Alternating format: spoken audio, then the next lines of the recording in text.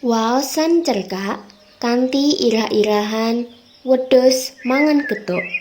Anggitaning Sufi Bening Cahaya Syahrani. Ing sawijining dina pasaran legi, pasar desa rame banget. Wong-wong padha dodolan lan tuku kebutuhan saben dina. Ing pojok pasar, Mbok Minah lungguh ngedol jajane sing misuwur. Gethuk alusan legi, klepon sing isine gula Jawa, lan cenil werna-werni. Mbok Minah kondang ora mung merga jajane enak, nanging uga merga atine sing sabar lan tansah mesem. Ing sisih lor pasar, ana omahe Pak Truno, sawijining petani sing duwe wedhus loro. Dina kuwi Pak Truno kesusu lunga menyang sawah, nganti lali nutup kandange rapet. Wedhuse sing beling banjur mlayu mlebu pasar. Wong-wong padha kaget lan banjur guyu. Waduh, wedhuse sapa kae mlebu pasar? Mosok arep tuku janganan? Celatu wong bakul lombok karo guyon. Ya sapa ngerti wedhus saiki wis pinter milih mangan sing enak. Wangsulane wong liyane karo guyu. Wedhus mau banjur ndelok tampah bejajane Mbok Minah.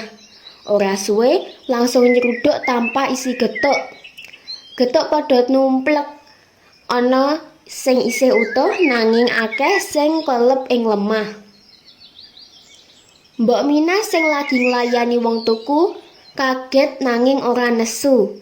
Dheweke mung ngendika karo mesem. Walah dus, kowe mung sajake waleh mangan ramban toh. Ya wis ra apa-apa, pisan-pisan mangan sing legi-legi. Tapi ya aja kabeh gethukku mok pangan. Wong-wong sing nyawang padha guyu bareng. Bocah cilik sing weruh padha mara njikuk gethuk sing ceblok, nanging jek apik lan ora kelelep lemah.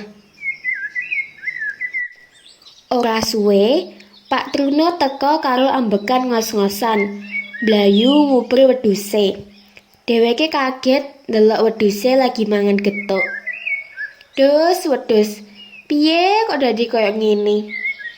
Mbok Minah, nyuwun pangapunten nggih, aku sing salah, kandange ora tak kunci.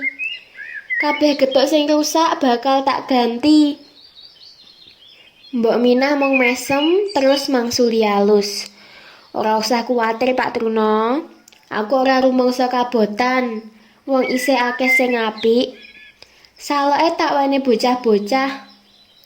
Wong urip iku sing penting sabar lan legawa, Pak. Pak Truno mantuk-mantuk karo isin. Nggih, matur nuwun sanget Mbok Minah. Aku janji ora bakal lali ngunci kandang maneh. Wedhus iki tenan beling, nanging aku sing kudu luwih telaten nguruse.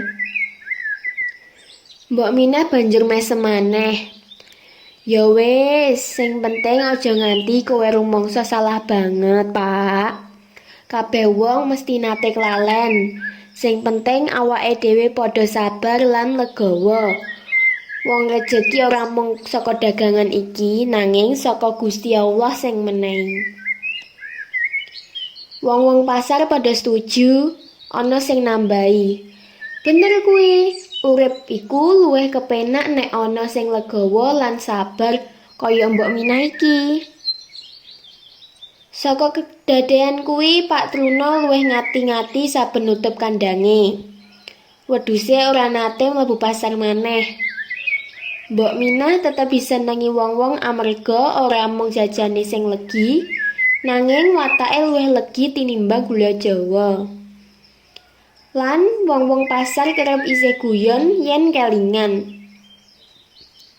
Banjur kabeh padha guyu bareng. Pesan morale, wong sing sabar lan legawa ora bakal kabotan yen ngalami cobaan. Saka kahanan sing katon ngrugekake, malah iso dadi sumber kebungan lan geguyonan bareng.